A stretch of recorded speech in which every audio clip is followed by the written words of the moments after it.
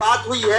और अभी आप देखिएगा एक नोटिस सभी के चैनल पर चल रहा है और विद्यार्थी के पास पहुंच चुका है और विद्यार्थी सोच रहे हैं कि क्या यही नोटिस दिया जाएगा, इतना सीट ऐड हो जाएगा, इस पर भी बातचीत करेंगे। और एक पेपर में आज का दिया हुआ था कि 70% महिला शिक्षिका की बहाली हो सकती है 1 to 5, 6 to 8 में, उसकी क्या बात है उस पर भी बातचीत करेंगे। और आप लोग का जो लगातार ये डिमांड होता है 1 कैंडिडेट 1 रिजल्ट, सबको लेकर चर्चा करेंगे। सबका स्वागत है एग्जाम जी, बहुत बहुत धन्यवाद सर। इतना सीट फिर ऐड होगा क्या? पहले तो हमको लगता है टेक्निकली इस बात को समझना होगा। ये जो अभी आप लिस्ट दिखा रहे हैं कि हर डिस्ट्रिक्ट में रोस्टर में इतना दिखाया गया है कि TRE1 और TRE2 मिलाकर के इतनी वैकेंसियां खाली हुई है, सामान्य में इतना, उर्दू में इतना, वगैरह वगैरह।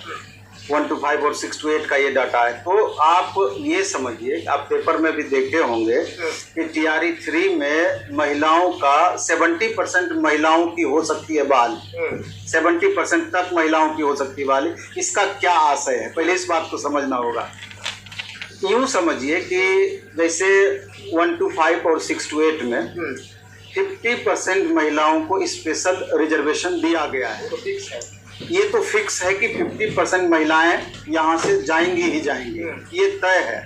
लेकिन जो महिला अपने परफॉर्मेंस के बल पर उस 50% के दायरे से ऊपर आती हैं, कहने का ये मतलब है कि अगर हम परफॉर्मेंस अपना बेस्ट देंगे, चाहे हम किसी भी कैटेगरी में क्यों ना हो, बाकी सीट पर हमारी दावेदारी चली जाएगी। यानी कि पुरुष वर्ग के सीट पर भी हम घुस सकते हैं 50% से ऊपर आकर के। अगर 10% महिलाओं का भी परफॉर्मेंस बाकी के 50% पुरुषों के अंदर घुसा, तो यानी कि 10% एक्स्ट्रा आपका वो महिलाएं चली आई, 50% तो आएंगे ही आएंगी, 10% अपने परफॉर्मेंस के बल पे एक्स्ट्रा सीट ले ली, 60% हो गया। अब ये पेपर का कहना है, अभी शिक्षा विभाग इसको क्लियर नहीं किया है, ना ही BPSC क्लियर किया है। पेपर में जिस तरह का न्यूज बन करके आया है कि जो TRE1 का रोस्टर क्लियर हुआ है, TRE2 का जो रोस्टर क्लियर हुआ है, और 50% रिजर्वेशन की बातें तो पहले से है। तो अगर ये जो बताया जा रहा है कि महिलाओं को TRE3 में पुराने रोस्टर का लाभ दिया जाएगा, तो अगर 10% सीट भी महिलाओं को स्पेशल दे दिया गया पुराना सीट, तो 70% तो ऐसे ही महिलाएं पहुंच गई। अब सवाल उठता ये है कि पुराने रोस्टर में क्या सिर्फ महिलाओं का सीट खाली हुआ है, पुरुषों का सीट खाली नहीं हुआ है? तो सबका खाली हुआ। तो पुराना रोस्टर आखिर आया कहाँ से TRE1 TRE2 में?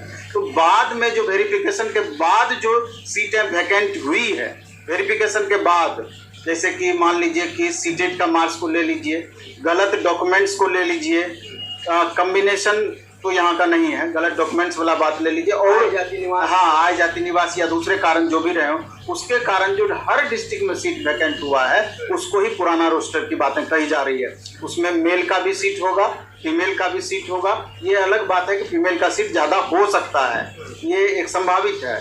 तो अब देखना ये है कि BPSC इस पर क्या करती है। एक तो बात ये है।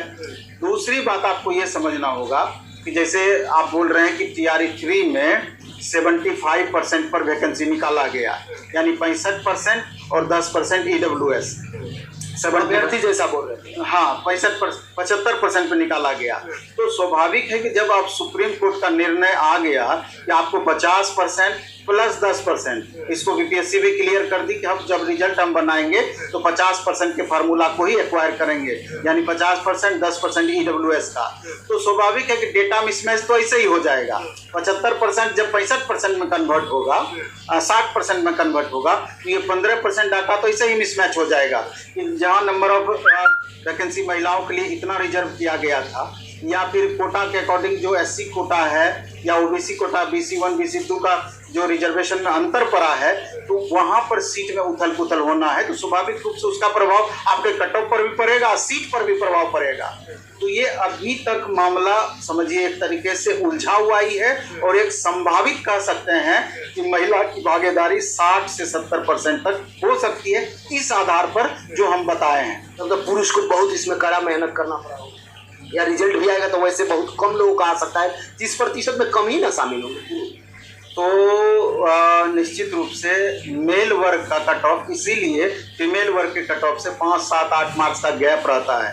और ये इसी कारण से आप देखेंगे कि जो भी TRE 1 में रिजल्ट बना, TRE 2 में रिजल्ट हुआ, या जो कट ऑफ भी बताया जाता है या बताए, उसमें महिलाओं पुरुष में 5 से 6 मार्क्स से या 8 मार्क्स 10 मार्क्स का मार्जिन दोनों के बीच में रहा। कारण यही था क्योंकि एक मार्क्स के मार्जिन पर सैकड़ों बच्चों में उथल पुथल संभव है, तो 5-6 मार्क्स में तो बहुत ज्यादा का फर्क पड़ जाएगा। यही कारण रहा है। सर, क्या जो आप बता रहे हैं कि 65% या 50% वाला जो बात चल रहा है, उसी कारण से रोस्टर मांगा जा रहा होगा? नहीं तो उस समय तो वैकेंसी रिलीज हो गई थी।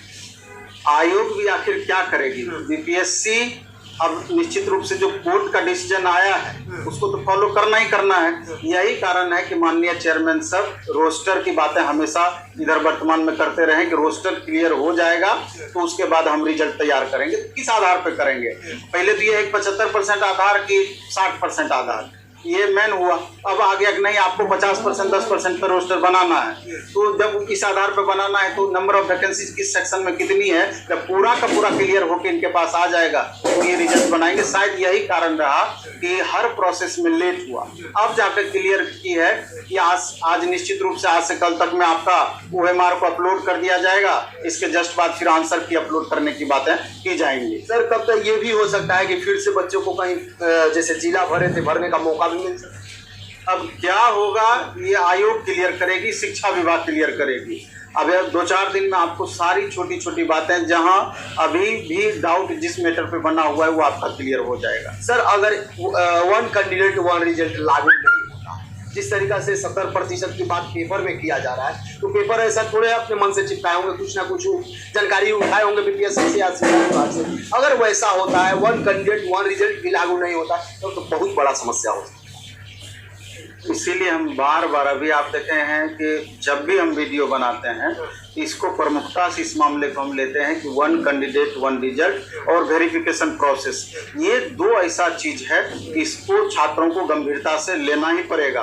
और इस चीज को लेकर के तमाम शिक्षकों से भी हम बात करने की लगातार कोशिश कर रहे हैं। और एक बड़ा सा ट्विटर कैंपेन 4-5 दिन के अंदर में, जिसकी घोषणा आज से कल तक में कर दिया जाएगा या हम लोग कर लेंगे। पहले इसका ट्विटर कैंपेन रख करके सब छात्रों को, टीचरों को एकजुट करने का प्रयास किया जाएगा, बाकी बाद में देखा जाएगा। ये तो इसके बावजूद भी यदि किसी भी प्रकार का कोई कंफ्यूजन हो तो आप कमेंट बॉक्स में जरूर कमेंट कीजिएगा। एक मेरे पास लिस्ट आया है जिसमें कि जिस यूनिवर्सिटी को ब्लैक लिस्टेड बिहार सरकार की है या शिक्षा विभाग उसमें अपना ब्लैक लिस्टेड की है, उसकी सूची मैं बता दे रहा हूँ, उसको आप देख लेंगे। और कोई भी विद्यार्थी यदि वहाँ से BEd या DLEd या PG किए हैं तो उनका जो फर्जी सर्टिफिकेट है वो फर्जी में चला जाएगा। इसलिए पहले सतर्क हो जाएं और जो भी प्रचार करके डिग्री बेच रहे हैं उनसे डिग्री खरीदने का काम नहीं करें। मेरा काम होता है ताकि आपको सतर्क कर दिया जाए, आप कहीं किसी प्रकार का अनहोनी आपके साथ।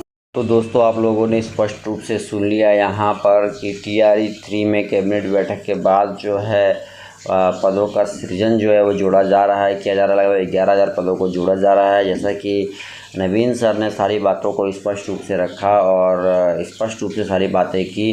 तो दोस्तों, बस अब वीडियो